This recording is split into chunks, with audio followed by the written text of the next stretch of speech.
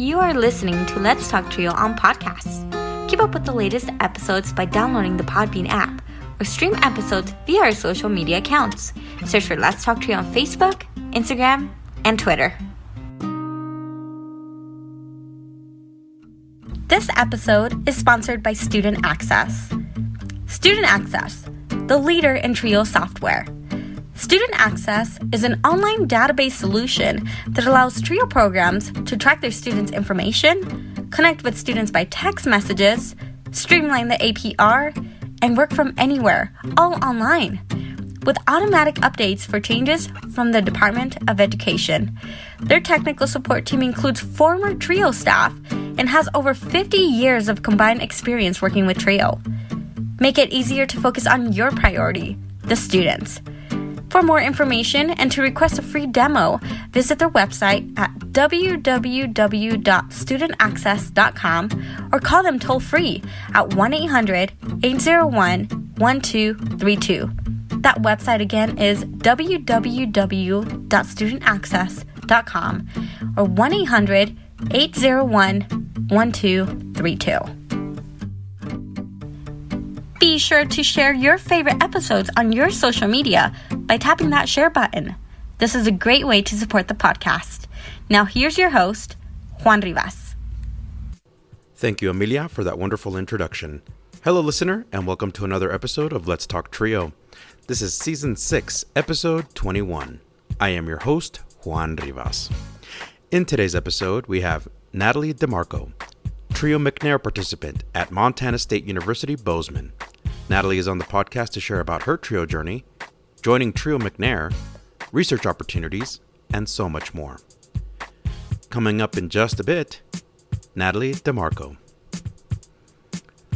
A heartfelt thanks to our individual supporters, Angelica Vialpando, Rosario Riley, Dr. Ryan Barone, Dr. Jamie Motley, Dr. Jeff Nepute, Angelica Valdez, Felicia Rivera, Eric LaMaster, and Jaded Electronics. A huge thanks to our corporate sponsors, TRIOJoblist.com, NOSOTROS Education Center, the TRIOStore.com, powered by Proforma. Visit www.thetriostore.com, your source for TRIO graduation stoles, and StudentAccess. Thank you so much for your continued support of this podcast. You too can be a sponsor of the podcast. Head on over to Patreon and search for Let's Talk Trio. Choose one of 4 patron levels. You can support this podcast for as little as $1 a month. If you own a business and would like to run an ad on our podcast, send us an email at letstalktrio@gmail.com for details. Become a supporter with a one-time donation to the podcast business PayPal account. Our business handle is @LetsTalkTrio. Your support helps lift Trio voices. If you would like to nominate a participant, advocate, staff, or alumni to be on the podcast, send us an email at letstalktrio@gmail.com. That email again is letstalktrio@gmail.com. Again, a great episode featuring Natalie DeMarco, TRIO McNair participant at Montana State University-Bozeman. Sit back, relax, and enjoy this episode. Hi, TRIO Nation. My guest on the Let's Talk Trio podcast is a current participant of the TRIO McNair program at Montana State University-Bozeman. She is currently majoring in geology. When she is not studying or busy with schoolwork, my guest enjoys skiing, reading, camping, and rock hounding. I'm going to ask her about that because that sounds very interesting. Welcome to the podcast, Natalie DeMarco. Natalie, welcome. Hi, thank you for the introduction. I'm actually really excited to be on my first podcast. I've never been on one before, so this is exciting. This is awesome. So we are very fortunate to have you because one, you are our first TRIO person from Montana. So this is a historic first for this podcast. That's great. Yeah, I wasn't super surprised by that actually, because given Montana's population and like my school being like one of the largest schools in Montana, it actually makes a lot of sense. Well, we are very grateful for giving us a bit of your time today. I'm looking forward to hearing and learning more about your TRIO journey. So let's get started on that. Of course. Yeah, when I heard of this opportunity from our program coordinator, I was really happy to join in on the conversation. Awesome. So first things first, let's do a little bit of a check-in. How's this semester going for you? It's pretty busy. You caught me right at the beginning of midterm week. I just had my Ooh. first midterm today. Uh-huh. So my schedule is very packed, and I'm also involved with a lot of extracurriculars on campus, which keeps me busier than most. Wow. So again, thank you so much for giving us a little bit of your time in this especially busy week for you. For our listeners, can you describe the state of Montana and the Bozeman area? What is that like living out there? Yeah, so Montana is a very like open place, both like very literally and metaphorically. Montana as a whole has a very respectful culture, and locals reach out to one another. They help each other when needed. Everyone very much knows everyone here, which is very, in a way, similar to how I grow up. So this was like very natural for me. Everyone loves to be outdoors here. It's one of the reasons why I moved here.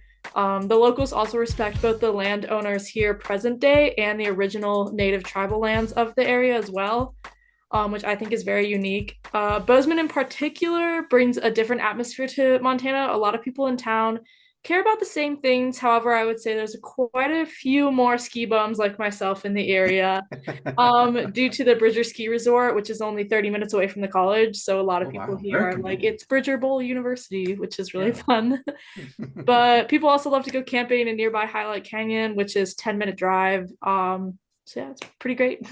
Wonderful. So if I understand this right, you moved there. So are you from somewhere else entirely, or are you from Montana? Yeah, so I'm actually from Buffalo, New York. No way. Yeah, I grew up like 30 minutes south of Buffalo, but Uh-huh. nobody knows where that is. So I just say I'm from Buffalo. I mean, it's more convenient when people. So I'm originally from Los Angeles.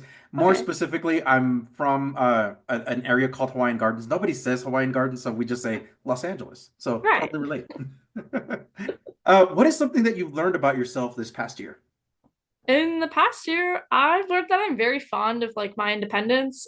Growing up, that I like learned how to be independent due to circumstances. Hmm. However, I like really resented that because I got like a lot of comments like you're mature for your age, and those kind of like had like a negative impact. However, like going through college and like other things I've learned throughout the years, um, especially this year, like I know that without my independence today, I would have never been able to accomplish all the things that I've done, like starting my own club on campus, receiving certain awards, partaking in undergraduate research. And so I've truly learned that it's like something to be proud of, especially in my last year at college. Absolutely. So we're going to take it back a little bit because as we did this introduction for you, you are very avid in skiing. You do a lot of reading, camping, and rock hounding. I'm very curious about that. Was this something you sought out, or did someone introduce you to it? How did all of this begin for you? Yeah, so some of them, yes and no. I started skiing when I was 5, which after moving to Montana is like pretty common practice here. Most people start when they're 2, which I thought was Mm. very odd. But my mom actually learned right beside me. In kindergarten, I had this friend, and his mom taught skiing through private lessons, and my mom was like, "Let's do it." And so that's how I learned how to ski. Wow. Around 8, I was starting to do all of the slopes in my area, and I was also doing laps around my mom, which she did not appreciate. So yeah, I still pursue skiing as often as I can. It's a bit of an expensive hobby though, so I have to limit myself to what I can afford. But and they're also, the slopes here are like very complex and different. There's a lot of like cliff jumping here, and like I'm more of a Mm. milder person when it comes to that. I'm Cliff not jumping. trying to risk Wow. my life every time I go skiing. Yeah, yeah. I do love to read. I actually used to hate reading when I was younger, but then I got really bored one summer and I picked up one of my sister's book and I kind of fell in love with the story. Wow. Um, and now I have a dream of owning like my own personal library in my future house. That's great. If you don't mind me asking, I'm going to interrupt you for just a second. What was that book that you absolutely fell in love with, and you're like, woke your passion up for reading again? Yeah. So it's actually Twilight, which is like super weird, I will but not. yeah, like not what we thought. But I don't know. There was something about the fantasy world that I was like very intrigued by. I still love Mhm. fantasy books. Like I read a lot of like dystopian novels now. So I've definitely upgraded in the reading world. But yeah, it definitely started with Twilight, if I'm being honest. Right on. Tell us a little bit more about camping and how that happened for you. Yeah, so camping is something I've always done with my family since the very beginning. We had a camper though, so it was more like glamping for some people, but we usually had like all of my family there, like all of my cousins, my aunts and uncles, and I was just like this big get together for a weekend. We'd go out to like all the state parks. And now it's mainly just like me and a couple friends. We're cooped up in a tent somewhere, but it's still like great time. And I honestly sometimes prefer tent camping. So I don't know, that's just me. Gotcha. Um, and my last favorite hobby, rock hounding, is Yes. What mainly is that?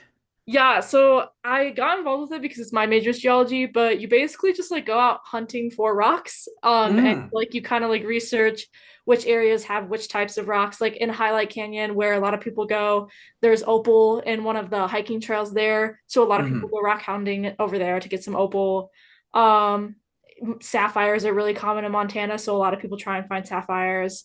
But yeah, I've just like kind of fell in love with the way rocks and minerals like have been brought to the surface and how they deform.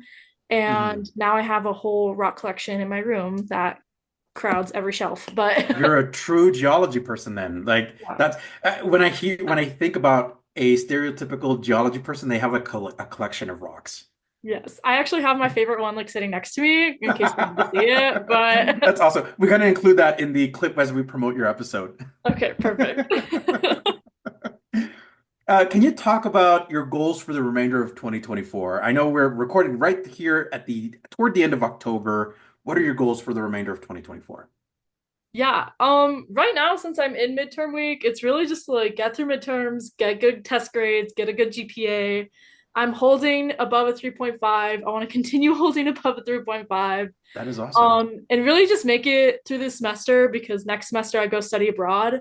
I got placed in Ooh, Australia for a that's semester. awesome. Yeah, Yeah, so I'm really just trying to get through this semester so I can go to Australia. Like, that's awesome. yeah, I hope to also successfully accomplish my research goals from this past summer. I spent some time in the Elkhorn Mountains, which are like just south of Helena, Montana, which is the state capital. Mhm. Because I'm presenting my research findings at the American Geophysical Union meeting in December. That is congratulations. That is amazing. Thank Like you. being an undergraduate and preparing yourself for all of those research things. That's amazing. Yeah. So, Natalie, take us back to your childhood. So, this is the part of the pod where you really get to talk about yourself. Describe your family, and your upbringing. Yeah, so this was definitely a big question. Mainly because my family is big and I have like 30 first cousins Oh, alone. wow. Yeah, we're all very Italian. I'm personally 50% Italian. My grandfather was like 75% Italian, like very big on it. I'm also very loud. And like something like people always tell me like, "Oh, you're really loud." And I'm like, "If you think I'm loud, you need to hear my family because they're even louder." But yeah, I grew up in a small town outside of Buffalo, so my Sundays were dedicated to watching the Bills games. Most of the time they lose, but that's Ah, okay. But yeah, I truly do love the place that I grew up. It always felt like home. And I actually grew up on the same street as a lot of my cousins. My dad's side of the family, they all had property on the same street, so it kind of became known as like DeMarco Lane. oh, wow. And we all went to the same high school, and I was like the last one to graduate from that high school in the family. And so yeah, being home, like it's like a huge thing for me. And I wouldn't trade that experience of like growing up, being around my cousins every day for like the world. I love the way I grew up, and I wish more people got to experience that because I know a lot of people who like aren't as close with their cousins or don't know some of their cousins, and I'm like, really? Like, I was always Yeah. within 5 minutes of them. Like, but yeah, my immediate family is still pretty large. I'm the youngest of five. My oldest sister is 33 years old, and I turned 21 in 1 week, so we're 14 years apart. If I Oh, did that that's a large age gap. I mean, if you don't mind me asking, and I'm going to interrupt you, uh, I imagine either, and I find with siblings that have large age gaps, they're either really close or they don't really talk. Where do you and your sister fall in that spectrum? Yeah, so when we were younger, like I was in kindergarten when she left the house after high school and she like went on to college. So Hmm. sometimes I tell people I like didn't formally meet my sister until I was like 13. Because Uh-huh. that's when like she started coming home and like visiting more often and I was like, "Oh yeah, like you're here." Like and right. And so it took like a while for our bond to like truly grow because of the age gap, but like we have found that her and I are the most similar out of all of our siblings. Oh, And it's like wow. very odd. Like we both are very career driven. We love our education. We do a lot of extracurriculars. We're very passionate. We both have STEM degrees. We love being outdoors. We love to travel. And over the years, we found that has actually brought us significantly closer together. That is amazing. Talk a little bit more about your mom and dad. Yeah. What are they like, and what do they do? Yeah, so my dad was a truck driver. He retired after COVID, like right after COVID. Hmm. So yeah, but he was a truck driver. He started as a one-man shop. He took over the family business. He dropped out of high school when he was 18 to take it over. So he does not have his GED. He then grew his business into 13 operating trucks, and then he became more of like the management operations side of things. And he hired on 13 people. So that's just kind of like over the years what my dad has done. When he was 18, or when he was 20, he married my mom. My mom was 18. She had just graduated high school. My mom was a full-time stay-at-home mom. She had a job like the first couple years of their marriage, but she was pretty much just stay at home the whole time, which I really appreciate growing up and being close with my mom because of that. And my siblings, compared to my parents, like we all have very different careers. I imagine also, very wide and varied. yeah, and like also very different upbringings because of like the age gaps. Like my oldest sister is like, you had such different parents compared to what I grew up with. Like even though we have the same parents, like but yeah, so my oldest sister is an astrophysicist who works at NASA studying the solar wind Wow. patterns on the sun. Both of my brothers work at the General Mills factory in Buffalo, which is the local Cheerio factory. So our Oh, city awesome. smells like Buffalo, or our city smells like Cheerio is like kind of the thing there. And my other sister is a data analysis for a bank company that detects fraud. Oh, cool. Yeah, and like my upbringing in general was very centered on like hard work ethic and being there for your family and neighbors and like doing what you love. Even though we all like necessarily didn't agree on these things, like it still is kind of like our core. Absolutely. So this next question is going to be a little bit tough because it's going to make you think about how your family thinks about you. So how would your family describe you? Yeah. I would hope they say nice things, but we also have the tendency to pick on each other a little bit. So there are definitely some of that in there. Um, Absolutely. But overall, I think my family would best describe me as being a go-getter. Basically just like knowing what I want and not stopping until I achieve that goal. Very similar to my oldest sister actually. Yep. But however, I'm also has been like always known as like the more compassionate sibling. I'm always like going out of my way. Like I notice like someone's having a bad day and I'll like go eat lunch with them or something. Yeah. I'm always like doing these little things to help other people feel better. And I feel like that's not as common for some of my other family members. So they're always like, wow, you're so like compassionate. And like my mom like used to call me her little helper when I was growing up because like I used to Oh, like when she was having a bad day, I would like be like, Mom, like what do you need? Like and she'd be like, yeah. oh, like it's cute. Like um and I also know that my dad would for sure say that my sisters and I share the same volume of voice. All of my sisters and I are very opinionated and we are like not afraid to show it. And my brothers Mhm, are like more quiet and they're like, whatever. mhm. And so yeah, my dad always says like we're really loud. I mean, but it's good, right? Because you're able to speak up and really advocate not only for yourself but for other people, and that shows your compassion, which is outstanding. Yeah. What do you remember most about your childhood? Yeah, so I remember always laughing. Like, I mean, I grew up with my cousins around me, my siblings, and I was always surrounded by people. I was never afraid to express myself. There's some wacky, goofy photos of me as a kid, dressed in the most like outrageous outfits and like doing the most wackiest things. And I'm like, yeah, that was pretty much me. Like, um, Now you're making a claim, Natalie, so we need to be able to provide evidence and post oh, it on our Instagram. okay. I think I have the right picture in mind. But yeah, I was always like the loud kid in school and I dressed with whatever I wanted. I was crazy. And I also like was always very curious. I asked a lot of questions and that's still something I do today.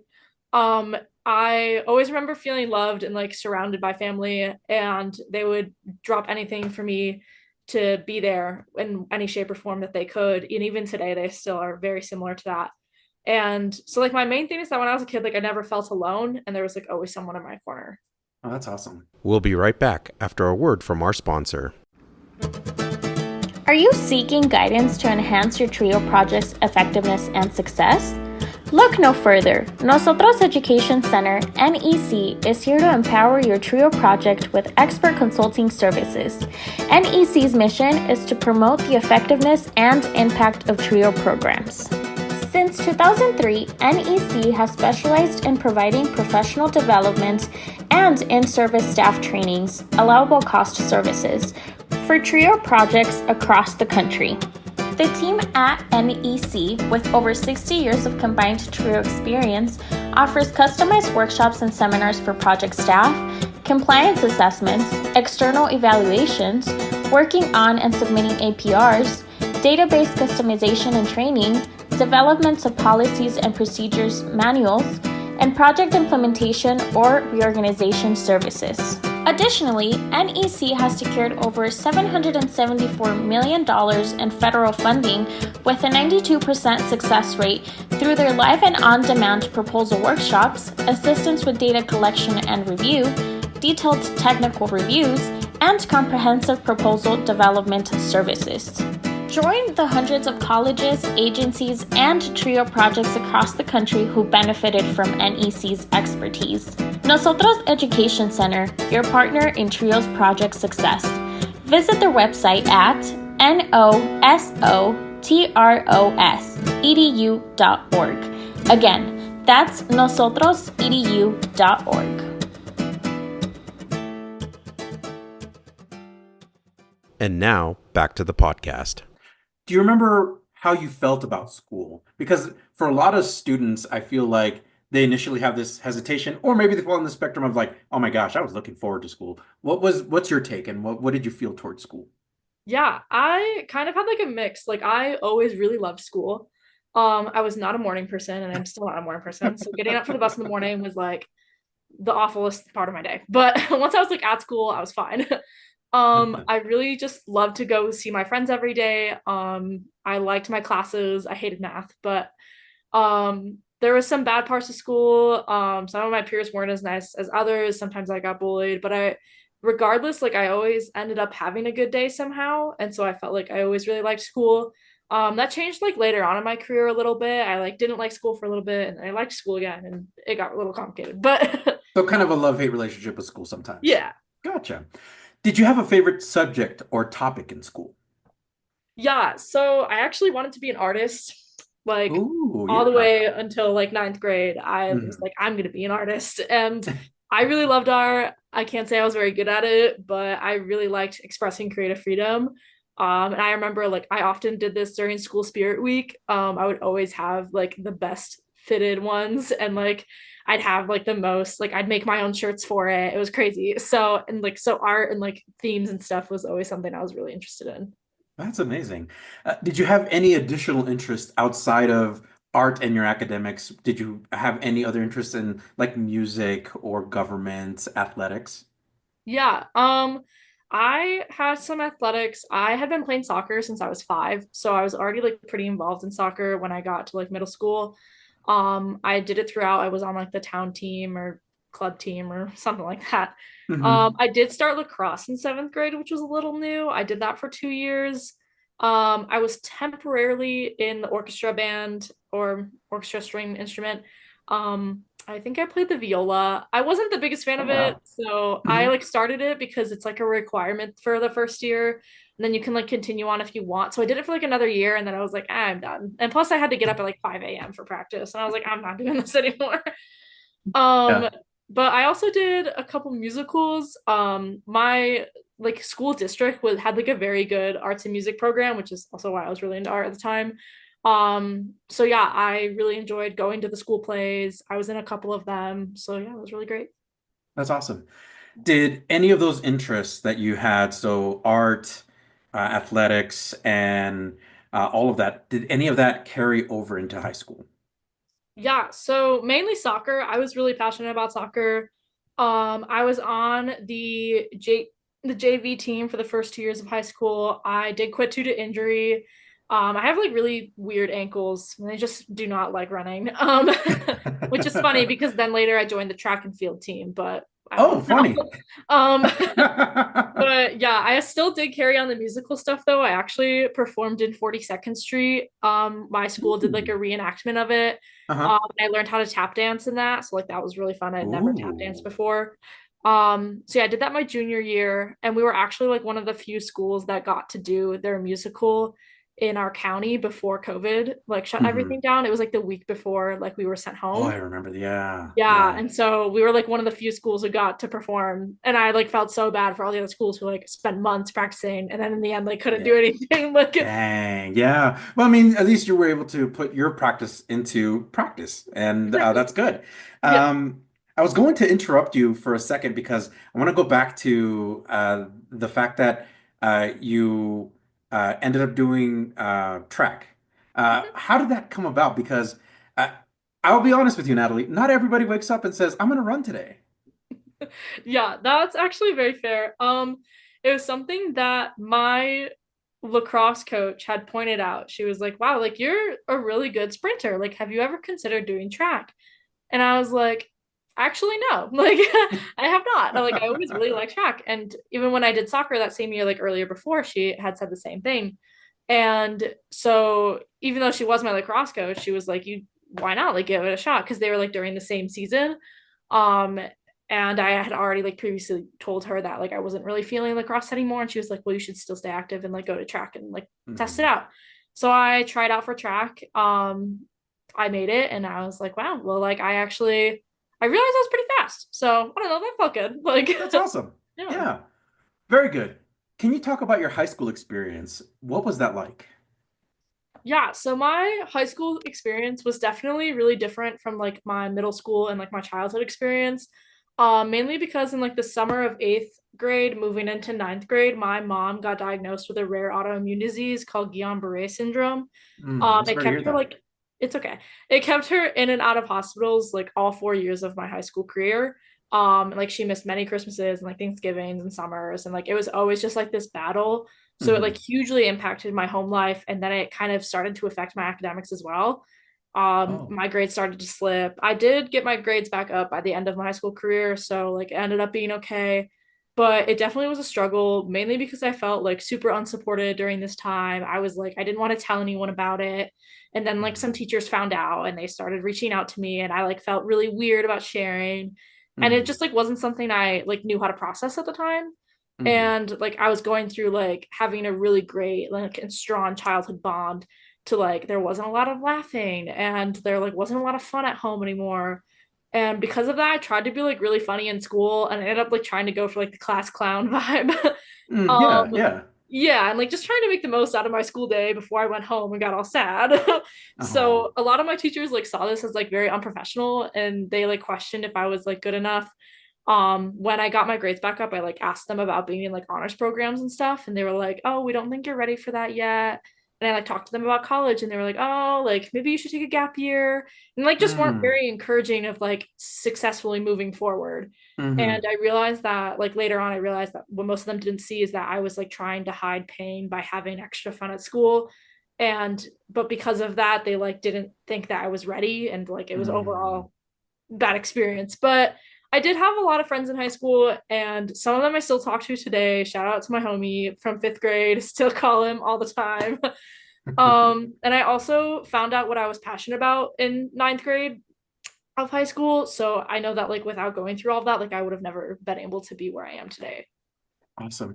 So, and I'm gonna kind of stay on this point for a little bit because it feels like, right, for a lot of college going students, the ones that get passed over for any sort of opportunities are the ones that really need the most support and the encouragement to do that. And I'm sorry that you had to go through that where the teachers, administrators felt that you weren't ready for the next level or you weren't ready for an honors class, which, it feels defeating. Yeah, it definitely I agree with that firsthand. But So we talked a little bit about your high school. You said that there was a point in your high school career where you realized where your passions were. Is that when you started thinking about college, or how soon did college come up for you? yeah, so it happened pretty quickly. Like in ninth grade, It's required by New York State that everyone takes like an introduction to earth science course. And I learned about like tectonics and like geology and rocks and minerals, and I immediately was like, this is what I want to do for the rest of my life. So ever since ninth grade, I've just known that like I really love this field of study. This is like the one thing in school besides art that I was like, wow, I could like see myself doing this. And I wasn't very good at art, so I was like, I may as well do something that I'm good at. And I realized very quickly that I like really was really good at earth science and geology, and I was like, wow, I can like make something out of this. So I did some research, and I kind of like found out that you need a degree for geology, and like more specifically a master's or PhD is preferred. So I was like, well, I guess I'm going to college. Like, So one, I think that was the moment, or you're talking about that moment where you're like, I got to go to college. And so because these paths take a lot of years, right, of study and all of that, who did you speak with about your college plans? Because if were mom and dad aware, or did you know that you had to talk to somebody that was in that field? yeah, so I first spoke to my oldest sister, who I mentioned before, like the sun person, about my dreams of becoming a geologist and like wanting to go to college, because she was in her PhD program at the time. So she was like, I'm doing this right now. And like, she was always the one, like, she helped with all of the school stuff, even though she wasn't directly there. Like, she was the person who knew about this stuff. So she was the person to call. So she was like the first person I ran to. And she also was the reason why like my other siblings were able to pursue a degree and make it through college. So we kind of like always expected that I was going to go to college. And so it just felt right to call her and be like, hey, like, I think I want to do this now. And she was like nothing but supportive, and she always set up my path for success. And I don't think I would have made it this far in my academic career without her. And outside of that, I also spoke to one of my favorite teachers, Mr. Kuchikowski. He was the one earth science teacher. He was one of the earth science teachers. There was technically two. He was a lab teacher. But he actually was like one of the few teachers who was like, you're really smart. Like, you're built for college. Like, if you wanted to do this, I think you totally could. And like really enhanced my passion for geology, because he also studied geology in college. So he was like, I'm really glad I get to talk to a student that's as interested in this subject as I am. But yeah, as far as my parents, my dad has never been very fond on like college, and like my other siblings went to college, but he still thinks it's like a big waste of time. But he also like understands that like this is what I want to do for the rest of my life. So although like he doesn't agree with it, he is just like, you know, like, if you're going to be using your degree and like putting use to it, like, you do what you want. And I'm like, okay. That's cool. That's cool. Yeah. So as you know, first generation students face a lot of barriers to access for college. Resources are often very tough to navigate. So when people talk about financial aid, Pell Grants, and all that, that is very overwhelming. What type of support did you get to help you make sense of this college process? Yeah, my siblings were definitely my biggest support. Again, like, my sister taught me everything I need to know. But I think they all as a whole like taught me what the college application looks like, and like what people are looking for in your essays. Like, I would draft essays, and I'd have all my sisters and my brothers like proofread all of them and be like, someone help me with this. So they definitely helped me out a lot. My oldest sister in particular helped me out with like the funding stuff, like applying for scholarships and like teaching me what Pell Grants are, and like the difference between a direct unsubsidized and subsidized loan, and like which one I should get, and all of that. And I also got a lot of other help from Mr. Kuchikowski again, because he like helped me put together some schools that had really good geology programs both in the area and out of the area, which was very helpful to make sense of like, where do I actually want to go? Like, Yeah, yeah. Speaking of where you wanted to go, what colleges made your list? yeah, so Montana State University was not my first pick. What? They're actually my last pick. No, really? They were your last pick. Yeah, they weren't even like a consideration for the first Oh, half. Yeah, but I love this school. Like, I wouldn't trade it for the world. But gotcha. Yeah, yeah. my dream school was actually CU Boulder. Ah, I see you, waited, Boulder. yeah. So I waited several months. I was on like their waiting list. They hadn't approved me yet. I had heard back from all my other colleges, and then they finally approved me. And I was like, oh my gosh, I get to go here. And then I looked at like the financial aid package, and they didn't give me anything. And I was like, okay, Nothing. nothing. Ah, No scholarships, no financial aid. And I dang. realized like I would have had to taken out like $120,000 in loan. Oof, And I was like, oof. I can't afford this. Like, um, Right. I also did apply to like other backup schools in Colorado because Colorado was kind of like the dream destination as well. Ah, yeah. So I applied to like Colorado State, Fort Collins, and another school in Colorado, but I kind of forgot, honestly. Yeah. Um, and then I also had some backup schools closer to home, such as University of Boulder or University of Buffalo, and so UB. And then I also applied to Cortland, which is where my brother went to college as well. And then he Wow. told me I wasn't allowed to go to Cortland if he was there. So um, and then I heard back from all the other schools, and I did get a pretty good like package from Fort Collins. Mhm. However, they just like didn't have the strongest geology program, and I felt like there was something better. So as I Mhm. was like finally deciding, I asked my oldest sister like once again, like I need your help. Like I don't think I like any of the schools I applied to. And Yeah. she actually is the one who found Montana State University because they still had their rolling admission going on and they were still accepting students. And so the application was like 15 minutes. It was like no essay required. It was really weird. Wow. And so I applied, and a week later, I heard I got in, and they gave me a really great scholarship. And I decided that this is where I want to go. I didn't even tour the campus. Like I was just, Wow. I'm going here. Like, So I'm gonna stick to this part of your journey because for a lot of students, you wouldn't think like going into a dream school and be like, all right, you know what, I'll make the commitment, whatever it is to get into debt to get into to college, right? But for you, you really explored your options. You really said, I'm gonna sit down and think about this. MSU, I would have thought you coming from New York would be the last school you would attend. So what was that draw for you? What drew you to Montana? What I mean, you gave no school tour, so something drew you to it. yeah, I didn't know that I really wanted to go to Montana for the longest time, but I looked into their geology program, and I think the one thing that really got me was that it was similar to CU Boulders in the sense that like they advertise so much that their geology program is like hands-on based outside. Right. And like your classroom is the outdoors. And that's like what they set it up as. And like we have this capstone class in the geology program here that's 3 weeks of camping. And you get to like put all of the skills that you've learned. I just took it this past summer actually, and you get to take like all the skills you learned and go map areas in like locally in Montana, just like everything. And it's crazy. And like I heard of like other colleges, and like I researched their similar like capstones for this major, and it was like 2 3 days, and I was like, oh, Mhm. I get 3 weeks versus 2 3 days. And I just like looked at the general courses, and most of them were super interesting. A lot of the professors here do great work. A lot of them do like what I want to do, which is like tectonics and seismology. And like we have a really good volcanologist specialist here who I got to work under this semester. So yeah, it was really just like the dedication to the program of geology that they had. That's wonderful. So how did your family respond to your goal to attend college? You already gave us kind of a good synopsis, but I want to kind of get an understanding of like how each individually responded to this goal of yours to go to college, especially in Montana. Yeah. So like once I got really into geology and they like knew that's what I wanted to do, and like I told them I was gonna go to college for it, it became like very obvious that I didn't want to stay around in New York and that I was like ready to move somewhere else and like experience something new. Hmm.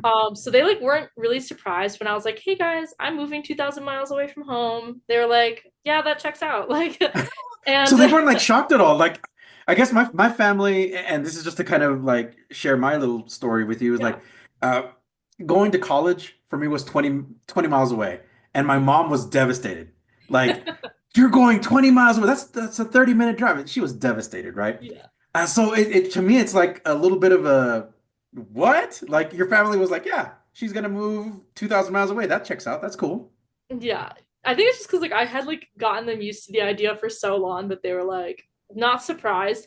My parents were definitely like, "We're gonna miss you." Like my mom, especially, she was like so distraught. She was like, "I'm never Mm. gonna see my baby girl ever again." And I was like, "Mom, Oh, you're gonna come home. Like it's okay." yeah, Like, um, my dad like was kind of like, like trying to be like all tough about it, but for they sure. weren't like really like too concerned. They were like worried about me being in a new place super far. Like they were worried more about my safety if anything, because they Hmm. were like, "You're gonna be totally alone." Like I have one family member out here, and at the time when I like accepted into MSU. We didn't even know that this person lived out here.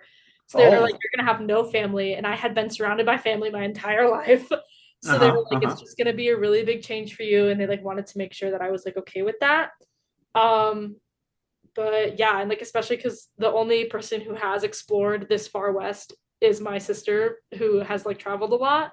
Hmm. I mean, they've all been out here now, so they all know what it looks like now. But Oh, good. Yeah, yeah. and it all worked out. But yeah, and they felt much better once they found out I had a family member here as well. So Very, very good.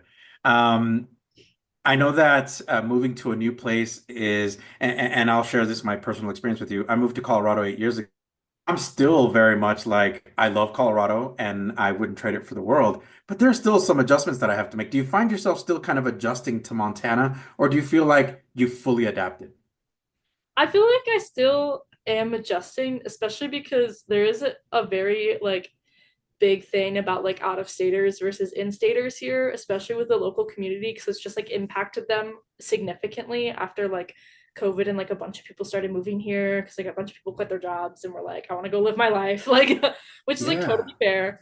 totally. And so I feel like that dynamic has been very like hard to struggle with because like a lot of people see that you're like from out of state and they just like assume the worst. And I'm like, I promise I'm not Mm. that bad. Like so I feel like that is like the one thing that I like still can't adjust to sometimes because I'm like, we just need to like be a little kinder. Yeah. But yeah, overall I feel like I'm a very outdoorsy person and I love to do all the things that are very relative to the community and I'm always like very respectful wherever I travel. So I feel like overall it's not like it's totally bad, but Ah, very good. Uh, so here you are approaching high school graduation. What did high school graduation mean to you, and what did it mean to your family? yeah, I mean, high school graduation, it was like meaningful in the sense that I was the last DeMarco in my family of like 20 cousins who went to this school to finally graduate from Eden Central School District. So that was like very huge. Like a lot of my teachers were like, you're the last DeMarco I'm ever gonna have, and I've taught here for 30 years. Like and like that was very well known. And so that part was like very meaningful for me because I was like, wow, like my family really made an impact, either good or bad, on this school. And like everyone like knew my last name somehow. It was really crazy. But I also was like extremely ready to move on with life. And like I was just super excited. Like my whole senior year, I was just like, I'm gonna go to Montana, like I can't wait. Like and Oh, that's like wow. what I looked forward to my entire year. So I was like it was meaningful in the sense that like I was done with high school, but it was also Hmm. meaningful in the sense that I was done with high school. Absolutely. Like Absolutely. So you're currently a student here at Montana State University in Bozeman. I'm not going to ask you why you chose the school because I think that rehashing this question, we know why you attended the school. Why do you love now this school? What makes you very proud to be at Montana State University? yeah, I think I love the atmosphere that MSU brings. We have a student body that just reached like 17,000 students. Oh, And so our wow, that's student so body is cool. Yeah. huge. We have a massive school here. And the atmosphere that these students bring to campus is just truly undeniable. It is so joyful. And I like feel very involved on campus and I feel very welcomed that I've been here for a couple of years. And I just share a lot of passions with this school now. And I feel like that has been like the most rewarding experience and like something that I love most about this school. And like it's very easy to get to know one each other, especially in my major. It's like such a niche topic that our classroom sizes, like for my major, there's usually like 30 students per classroom, which is like pretty much like high school. Like, Oh, sure, and sure. I feel Yeah. like having the smaller classroom experience, even though we have such a large student body, like has made all the difference as well. Like I've had the same friend group since my freshman year of college, and that just hasn't changed. Oh, that's wonderful. Yeah. Talk about the moment you set foot on campus. What was that moment like for you? Yeah, so that moment was full of excitement still. I since I didn't even bother like touring the school, my first moment on campus was like really my first moment. I like remember walking into the dorms and I was like, this is where I'm gonna live, like this is great. And like my parents were with me and my dad was like making jokes the whole time and like just being my dad. And it was really fun. And then I got up to my room and I saw the best view of the Bridger Range here, which is the skiing mountain, and it was like perfect view from my window because I was on like the Wow. 10th floor of this building. Uh-huh. And I was like, this is home. Like, I cannot wait to like go to that mountain and ski there and study the rocks on there. Like, I was like, that is exactly like what I want to do. And like, I have so many photos of just that like view alone my freshman year. Hmm. Because it's like, it was just like such confirmation that like I chose the right place. That is awesome. I feel like that's super validating for a lot of students when they feel at home at their institution that they've chosen. That's very super important. Would you agree that because of that feeling and the passion that you have for education and geology, that's what continues to motivate you? Yeah, that definitely is a huge motivational factor for me, especially like for because I know I want to go to grad school and like knowing that I love what I do is like definitely been a huge thing overall. And like every day, I feel like that's more like enriched into my future and like into my brain is that like I love what I do. And there's been a couple moments where I'm like I doubt myself. Like I remember my first Oh, like for B sure. minus on an exam for geology and I was like that's it. I can't pursue my major anymore. Like Oh, but in reality like that's like it's one exam out of like the hundreds you're probably going to take so you're going to be fine. Like and absolutely. so yeah, that's kind of So we want to know more about your college experience. What are the highlights? What have you enjoyed most so far? yeah, so my college experience is pretty full. I wear a lot of hats on campus. My passion for geology hasn't changed since being here. However, I definitely have narrowed it into like seismicity, tectonics, and petrology, and like what those can apply through Earth's surface structures. And I've also just been more involved with extracurriculars, especially through TRIO. I became like very passionate about my first gen identity because it's like not like I always knew I was first gen, but I never like really knew what that meant and like how that impacted people because I just thought Hmm. like my upbringing was the same as everyone else's and I just kind of thought like everyone struggles this way when that's like not the case. Um Hmm. Hmm.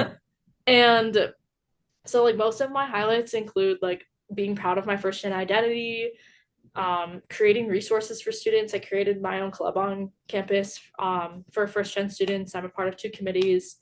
I've been involved in undergraduate research, which is huge. I also first time skiing at Bridger is definitely up there. um, and definitely all the friends that I've made. Like I have like my geology friends, and then I have like my friends that I made my freshman year of college that I still talk to like to this day. That is wonderful. So I'm going to pause right here and ask you to go back. What is this club that you formed? And like, how exciting was that to really be the founder of a club? Yeah, so the club is the First Generation Students Association. You can find us through email or on Instagram. And I can also give that information to you. But Wonderful. Yeah, love that. yeah, and it was a really creative experience to found an organization on campus because like I was approached along with like on another group of students and we were just kind of like called in for a meeting. Like we all got this random email from apparently the first generation committee which exists, which I'm now on, but at the time I was like, who are you? And they just like emailed a bunch of us and they were like, hi, like we're interested in like forming a student group on campus. We reached out to multiple people who we think could be like a good role model for this and we want to know if you're interested in meeting. So I walked into this room and there were like 20 other kids there and we were all Mhm. like, what's going on? And they were like, this is like what our ideas and like if you guys like want to form together and create this. And it ended up being me and this one student in particular, Flor Vega Castillo. She was a grad student at the time. She still is a grad student actually. Oh, She's just higher in her graduate field now. But and I was a sophomore when I did this, but we both got together and we were like, we want to do this, like we want to take charge of this.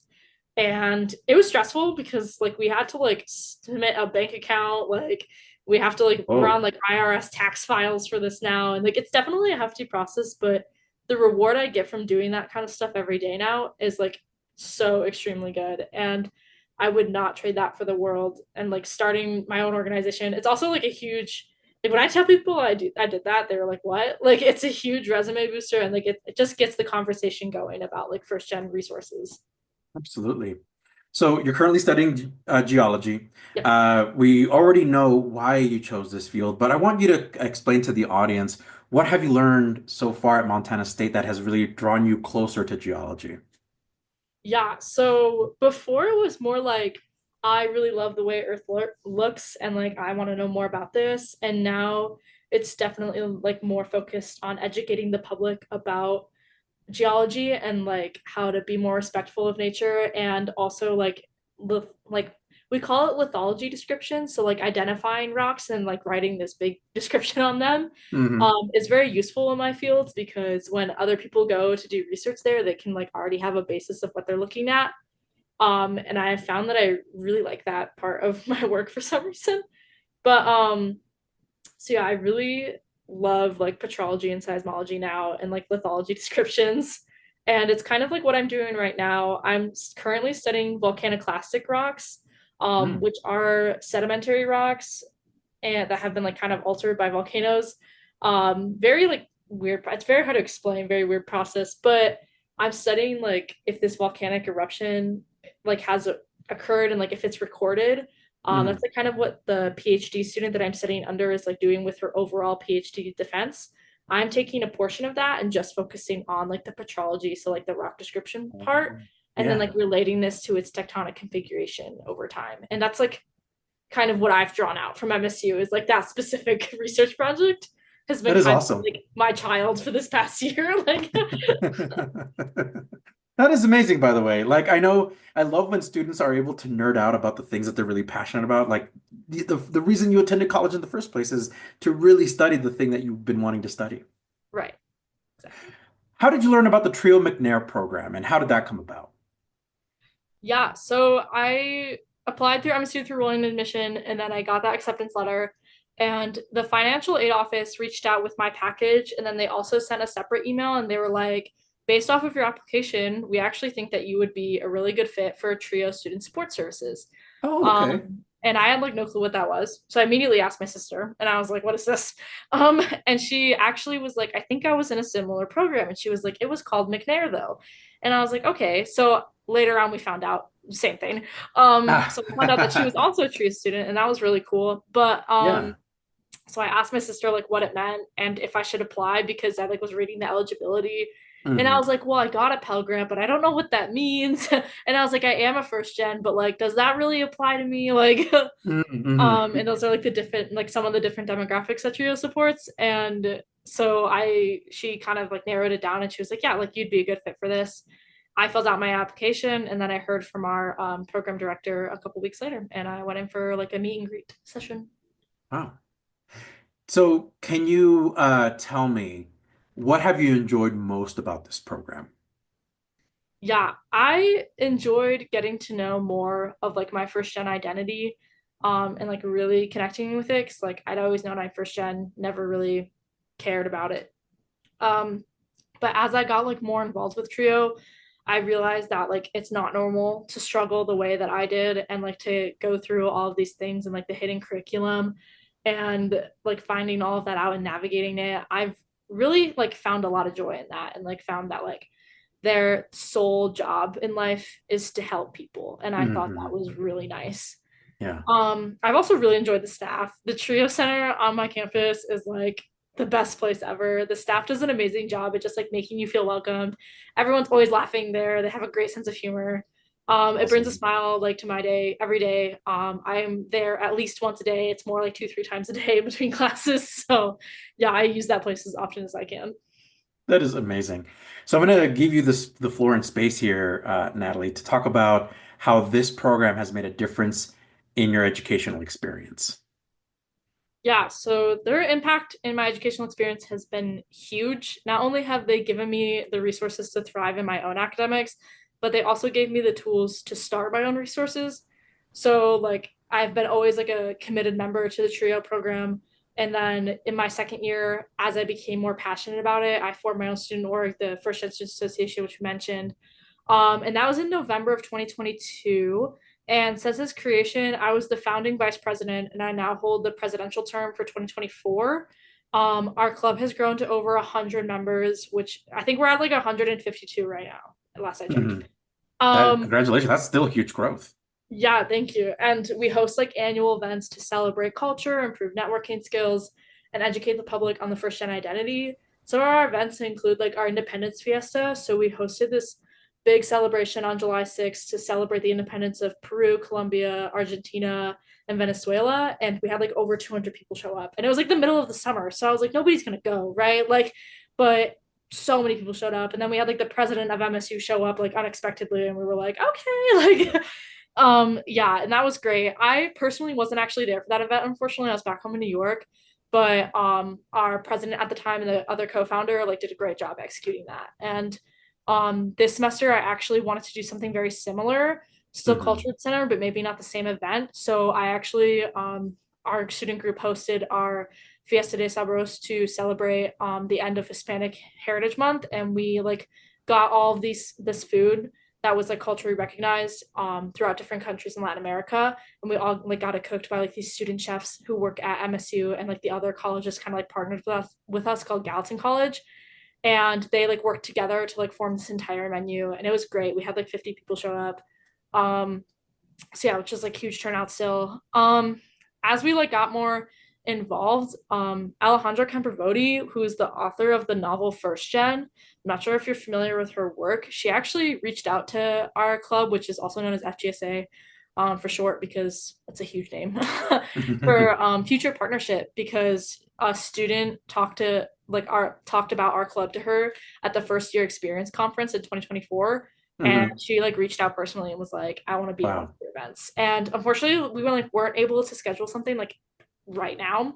But we're hoping to get her out here within the next year or two. So we have like some pretty long-term goals with that. Absolutely. That is amazing though. And Natalie, to have someone nationally recognized that understands first generation students to go out there and be a speaker for you all. That's amazing. Sorry, didn't mean to interrupt you. No, you're totally good. Yeah, I was like I like saw that email and I was like, whoa. Like I was like, this is intense, guys. Like but yeah, outside of my club, I'm also a primary member on two committees. The First Generation Committee, which kind of also brought my club to life, I'm now on, and the First Generation Celebration Committee. Both of these committees thrive to support First Gen efforts during the month of November, specifically November 8th, because it's National First Gen Student Day, and throughout the academic year. The Celebration Committee focuses in November, and the regular committee focuses throughout the academic year. But just like a lot of work goes into the November events, so we have to like have a separate set of people do that. And because of my committee involvements, I was able to participate in the first annual First Gen graduation celebration, where undergraduates who were graduating in the spring of 2024 were able to receive a blue and silver cord to represent their first gen identity at the university commencement. Spring 2024 now marks the first time in MSU history where first gen students were recognized at this ceremony. That's amazing. Yeah, so that was like a huge breakthrough. I like cried, like it was huge. Like it was really great to see that like our demographic was like finally being recognized, because you go through like the cord list in the commencement and it lists like all of these different things. But I'm like, first gen students, like that's like for MSU, we have the statistics now. It's like 17% of our student body. That's like 3,000 students that like were not being represented. And I was like, this is a problem. Like, yeah. Well, and I'm glad that your student organization, well, you really identified that and said, we need to bring this forward and we need to recognize first generation students. Yeah, absolutely. I'm really proud of all the people who are involved, including myself, of that. Outside of these committees, I am now recognized as the only student on campus who gets paid to support first generation efforts through an AmeriCorps program that I participate in. I've been in this role since my junior year, so since last year. And due to these efforts toward the first gen movement at MSU, I've won 2 awards by MSU and the state of Montana, the MCAN Student Achiever Award and the Kenny Dye Memorial Scholarship. I was also published in a blog on the I actually read it a little bit. I'm not gonna lie to you. Yeah, I kept the link in like this little script thing. But yeah, I was published in a blog on the First Gen Forward page, also known as NASPA's official website, or like they have multiple different names. But anyways, this article talks about like the success that first gen students can achieve after overcoming barriers.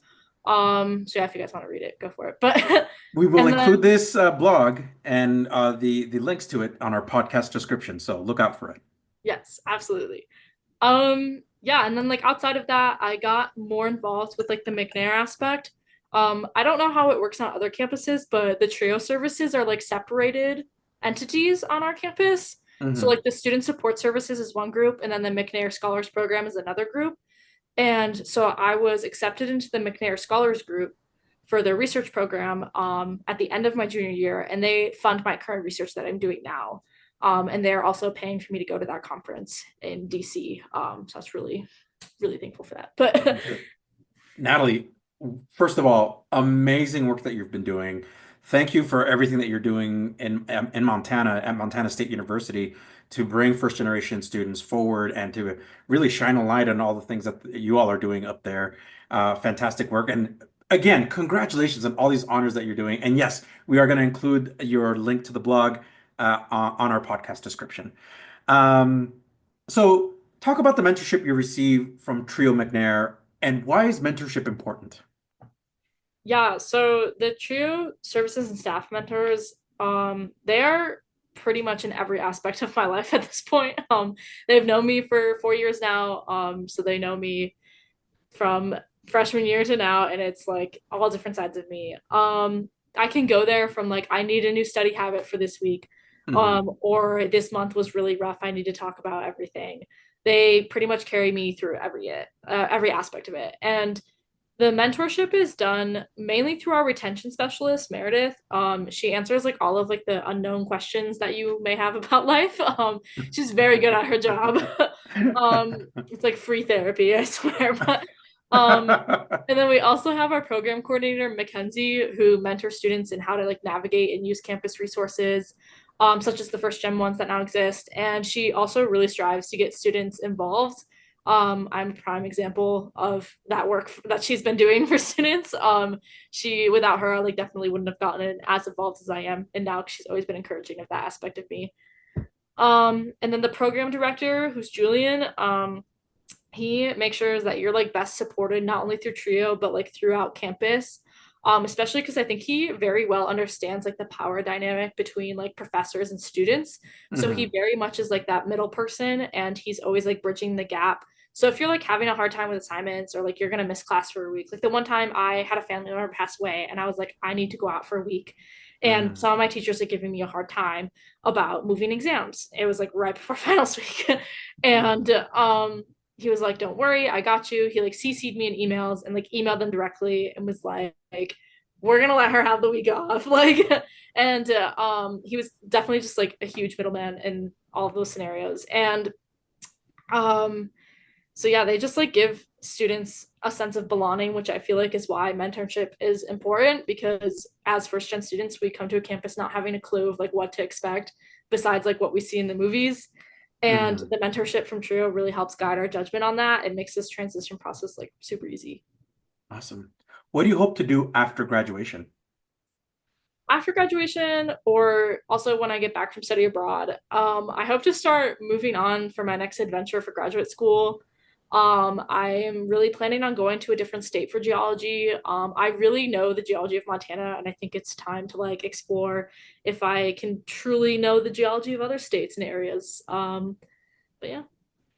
That's awesome. So graduate school looks like it's in the plans, it's in the picture. Have you looked into what grad schools you would like to attend, or have you already have a list of schools that you've accepted in advance for your studies?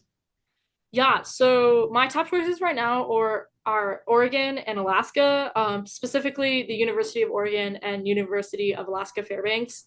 I've also briefly looked at a couple schools in Virginia as well, but I haven't like fully deep dove into those yet. I haven't done a whole lot of networking for these. I did not know that you're supposed to like start emailing professors now. To like, I thought you just submit the application in December and you're done, but apparently that's not how this works. And so I'm a little behind on that, but I have a lot of friends reassuring me that they like only just reached out last week, so I'm not too far behind. But okay. Very good. So you said Alaska, and it made me think, okay, you're in Montana, already isolated. Alaska, that's much more isolated, no? Yes, very much more isolated, especially because University of Alaska Fairbanks is like more inland of Alaska, so it's definitely like you're just in the freezing cold, 24-hour darkness all the time. Wow. Like, is there a particular career you're hoping to pursue? yeah, so this part I'm like have been struggling with a little bit this year, especially because I'm stuck between like if I want to pursue academia career, which is like becoming a professor, doing a tenure track, doing independent research through like funding from a university. And for that, I would most probably get like my doctoral in profession. However, like the idea of getting a master's degree and studying like geohazards and earthquakes and landslides, and kind of like applying some of my metrology knowledge to like that field instead also sounds really exciting. I'm hoping that that'll just unfold when I get to grad school. Because I don't really know what else the plan is for that. So Natalie, your TRIO journey is truly inspiring. What advice do you have for TRIO students who are either in the pre-college, college process, or wanting to start college? Yeah, so for all of these groups, I'd say like my biggest advice, especially because like this is something that I struggled with throughout my academic career and like even in high school, is to like not let the authority of others stop you from pursuing your dreams. And like it may be difficult and it's going to be time consuming, but just because you have limited resources and you're at a disadvantage, that doesn't mean that you can't do exactly what these other people are doing. And I think like even though it truly is like not great that we're at disadvantages, it does bring more character to the table. And I feel like overall you're going to be a better person at the end. And I personally just think that's better overall that you have more character for this. I love that. Great advice. What is something you would like to say to TRIO professionals, not only at Montana State University, but all over the country? Yeah, so firsthand experience from my TRIO professionals, they're great and they've helped me with everything. And so I just like want to say that like your existence working in TRIO matters so much to students. And some days you may go to work and you may feel like you did not so well at work, but I promise you, you probably made an impact in a student's day, some way, shape, or form. And like specifically at MSU, like without the staff that we have there, I don't think I would have been able to like really enjoy the TRIO programs and like use all the services that they offer. And I feel like having a staff that like is involved like that with students' lives, it like truly makes or breaks the difference. And like every day you support students not only in academia but also as friends. Like most of the time when I go to the TRIO office, like yeah, I'm gonna use resources for academics, but I'm also there to like hang out and chill for a little bit. And like sometimes we just need personal advice, and like we just learning from other TRIO mentors is just truly an experience that I take away from college. It's great. Awesome. That is wonderful. Again, encouraging words to TRIO professionals, because I think they need to hear that often. Yeah. Thank you. What is something that you're currently reading, watching, or listening to? Yeah, so I've watched all of the Hunger Game movies and I've never read the books. So this summer I dove really deep into the books and I was like, I'm gonna buy them and like actually read them. And so I'm on the third one now, which is Mockingjay. I actually left it back home when I visited in August, and so I haven't been able to read it since, but I'm going home in December, so I'm hoping to pick back up on it once I get back there. Very quickly, impressions on book over the movie or movie over the book? Book over the movie. That's like, it's just fact in my opinion. Like always the book over the movie. Like Absolutely. Absolutely. All right. Now for the toughest question on the podcast so far, using only one word, describe yourself. I would say that I describe myself as empowering. I love that. That is really good. What is your personal motto or mantra? So this is coming from like early childhood experience, like be your most exuberant self and like just don't care. Like you just be your like most authentic person. That is awesome. I love that. Are there any folks you would like to recognize or honor on this podcast? Yeah, I definitely want to give a huge shout out to the TRIO staff at MSU, Julian, Mackenzie, and Meredith. They're always making sure I'm supported, and they're my family away from home, and they're just great to be around. I would also like to thank my actual family for instilling in me that I can do anything and providing me with like my huge sense of self-worth and knowing that I like wouldn't be where I am today without their support. Natalie, again, your TRIO story has been truly amazing to listen to. It's been a pleasure to get to know you. Thank you so much for being in the Let's Talk TRIO podcast, and again, for sharing your journey with us. Yeah, thank you, Juan, for listening to my story. I hope your listeners gain something from my story and that it impacts the future generations of first-gen students at TRIO. Absolutely. So we have a tradition on the Let's Talk TRIO podcast where we have the guests sign off at the end of every episode. Do you care to do the honors? Sure, I don't know how good I'll be, but I'll try. You'll do great. Okay. Hi, this is Natalie DeMarco, and I'm a TRIO McNair Scholar at Montana State University-Bozeman. I'm currently studying geology, and I'm going abroad to Australia next spring.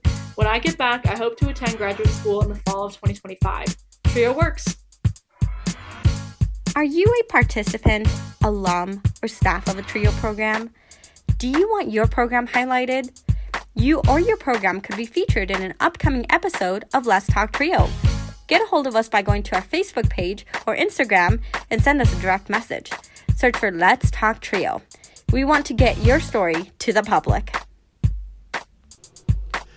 That was our guest, Natalie DeMarco, TRIO McNair participant at Montana State University-Bozeman. Natalie, thank you so much for being on the podcast and for sharing your TRIO journey. Remember, if you would like to be on the Let's Talk TRIO podcast or know a staff, advocate, participant, or alumni, send us an email at letstalktrio@gmail.com. That email again is letstalktrio@gmail.com. A heartfelt thanks to our individual supporters, Angelica Vialpando, Dr. Jamie Motley, Dr. Ryan Barone, Dr. Jeff Nepute, Angelica Valdez, Rosario Riley, Felicia Rivera, Eric LaMaster, and Jaded Electronics. A huge thanks to our corporate sponsors, TrioJoblist.com, Nosotros Education Center, the TRIO Store, powered by Proforma. Visit www.thetriostore.com, your source for TRIO graduation stoles, and StudentAccess. Thank you all so much for your continued support of this podcast. You too can sponsor the Let's Talk TRIO podcast in one of three ways. Become a monthly patron on Patreon. Our base level starts at $1 a month. Become a corporate sponsor by placing an ad on the podcast. Contact us for details. Become a supporter with a one-time donation to the podcast PayPal account. Our business handle is @Let'sTalkTrio. I'd like to take a moment to thank our honorary members of the Let's Talk TRIO podcast, Roderick Chambers, Tony Ho, Scott Kendall, and Susan Cramp. The Let's Talk TRIO podcast team is John Russell, audio engineer, music producer and composer, and post-production editor. Amelia Castaneda, script supervisor, marketing manager, social media manager, and producer. Juan Rivas, executive producer and host. Be sure to follow the Let's Talk TRIO podcast on Facebook, Instagram, and YouTube. This episode was recorded Monday, October 21st, 2024. Thank you all so much for listening, and we will catch you on the next episode.